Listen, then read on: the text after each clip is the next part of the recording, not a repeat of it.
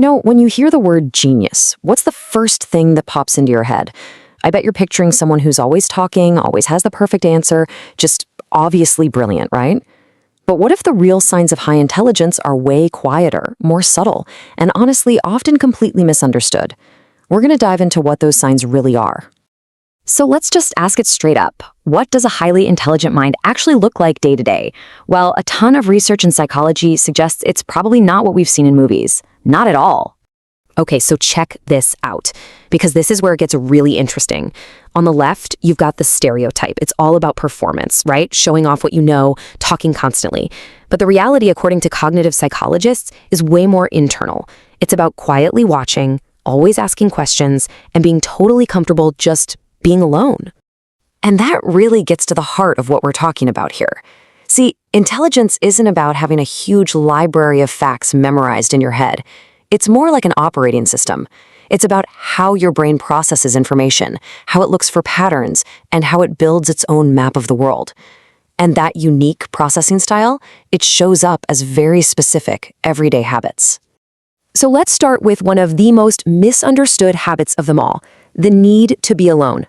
We're going to reframe this, because it's not a social problem. It's actually a powerful tool for the mind. Think of it as a sanctuary. You know how it goes, right? Someone spends a lot of time by themselves, and people are quick to label them. Oh, they're antisocial, or withdrawn, maybe even cold. But is that what's really going on? The research points to something way, way deeper. And this right here, this distinction, is everything. Loneliness is a painful feeling. It's the absence of a connection that you're craving. Solitude, on the other hand, is a choice. It's you actively seeking out quiet and peace, not because you hate people, but because your brain actually needs it. So, why is this so crucial for a really active mind? Well, neurologically, it's about giving your prefrontal cortex, that's the part of your brain doing all the heavy lifting like deep thinking and planning, the space it needs to actually work. It's clearing away all the constant noise from social interactions. It's like trying to clear off your desk before you start a huge, important project. You need that clean slate. And this quote just nails it, doesn't it? It completely shifts the perspective. For a brain that is constantly buzzing and processing, being alone isn't some kind of punishment. It's not isolation at all.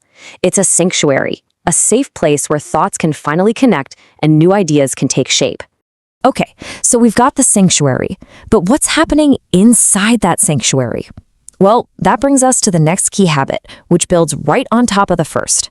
If solitude is the space, then curiosity is the engine running inside it.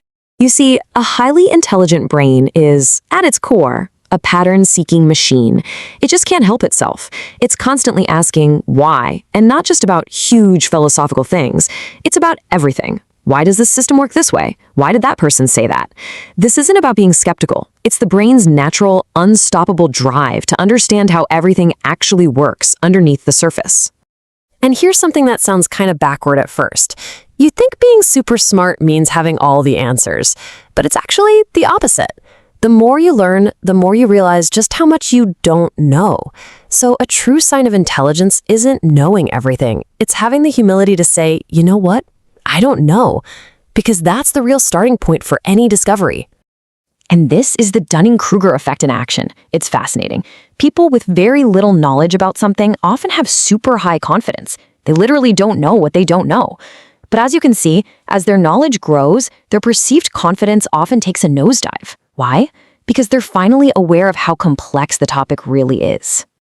So we've got solitude as the space and curiosity as the engine.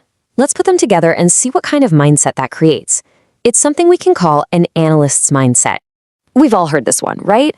Maybe you've even been told you're overthinking something, and it's always meant as a criticism. But let's challenge that. What if what we call overthinking is actually just thinking, deeply and thoroughly? This isn't just your brain spinning its wheels in anxiety. No, it's actually a pretty structured process. A highly analytical mind doesn't just switch off. It replays conversations to understand them better.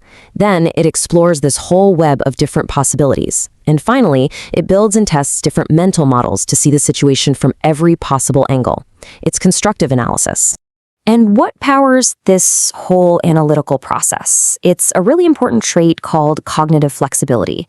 This is basically the ability to not tie your identity to your beliefs.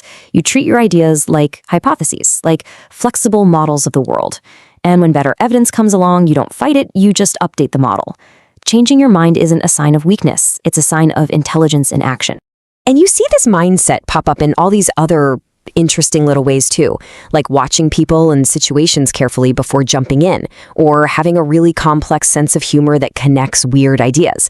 Even talking to yourself, which is really just organizing your thoughts out loud, or being a total night owl, since some research suggests it's linked to adapting to different schedules more easily.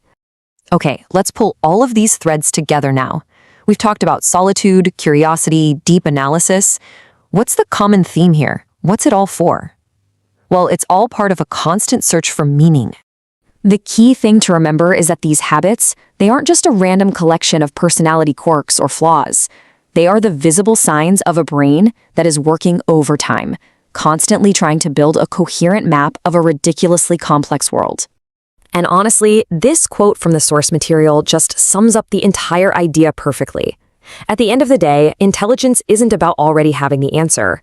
It's about the process. It's about having a brain that just can't stop exploring, questioning, and trying to piece the whole puzzle together. So I'll leave you with this final thought. Instead of asking yourself, am I smart? Maybe a better, more interesting question is the one you see here. In what ways, whether they're quiet or misunderstood or whatever, is your brain trying to make sense of the world? The answer might just change how you see yourself.